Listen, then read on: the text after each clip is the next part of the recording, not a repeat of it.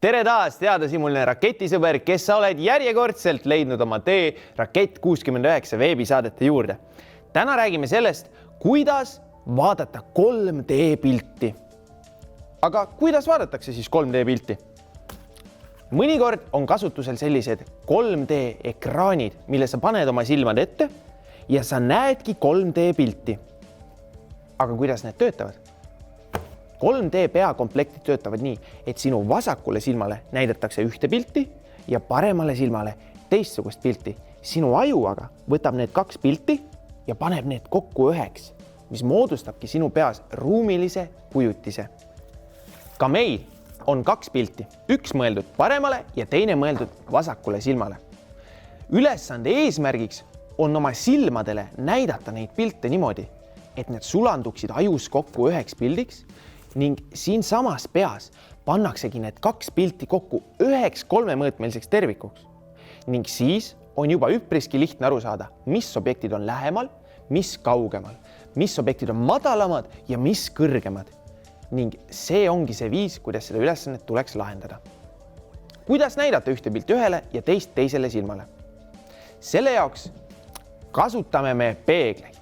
Kui need peeglid asetada täpselt nii, et ühest peeglist näeme me ühte pilti ja teisest peeglist näeme me teist pilti ning seejärel nihutada nad täpselt nii paika, et nad kokku langevad, siis moodustubki meile kolmemõõtmeline kujutis. Proovime järgi. Võtame pildihoidmisraami, kinnitame ühe pildi ühele raamile ning seejärel teise pildi ka teise raami külge.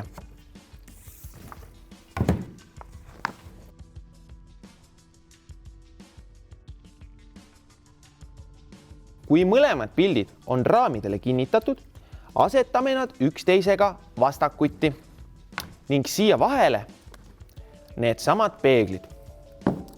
Siin on oluline, et mõlemad pildid asuksid peeglitest täpselt sama kaugel. Selle väljamõõtmiseks võime kasutada ükskõik mis käepärast objekti. Näiteks seda sama markerit. Veendume, et peegel oleks ühest pildist täpselt ühe markeri kaugusel ning ka teisest pildist täpselt ühe markeri pikkuse kaugusel.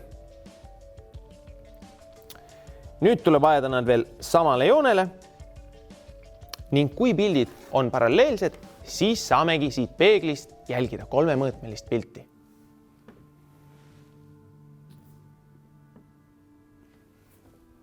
Ja ongi kolmemõõtmeline kujutis. Kaamerasse me seda kahjuks näidata ei saa, sest kaameral on ainult üks silm läbi, mille ta filmib. Meil aga on kaks silma. Vaatame siis täpsemalt, kuidas see kõik töötab.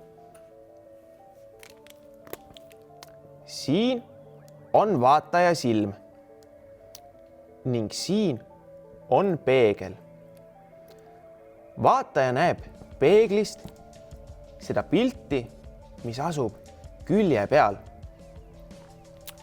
Ajule aga tundub, et see pilt asub siin samas peegli taga ja täpselt sama olukord on ka teise silmaga, kes näeb seda pilti siin.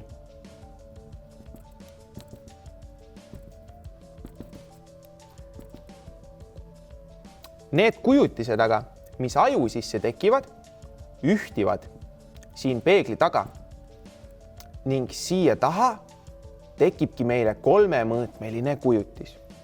Ja see kolmemõõtmeline kujutis on see, mida me näeme ka siit peeglitest. Ning kui sul on kolmemõõtmeline kujutis, siis tuleb seda lihtsalt piisavalt pingsalt vaadata, et leidagi sealt ülesse see kõige kõrgem objekt.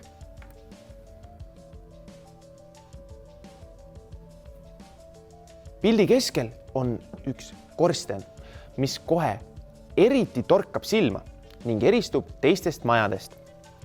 Ning kui me märgime selle korstna ka siia kaardile, saame me seda võrrelda kohtunike õige vastuse kilega.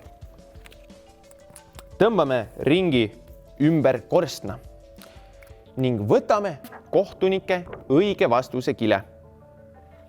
asetame meie vastuse ja õige vastuse kontrollimise kile kohakutti ning näeme, et õige vastus kattub meie poolt märgitud korstnaga.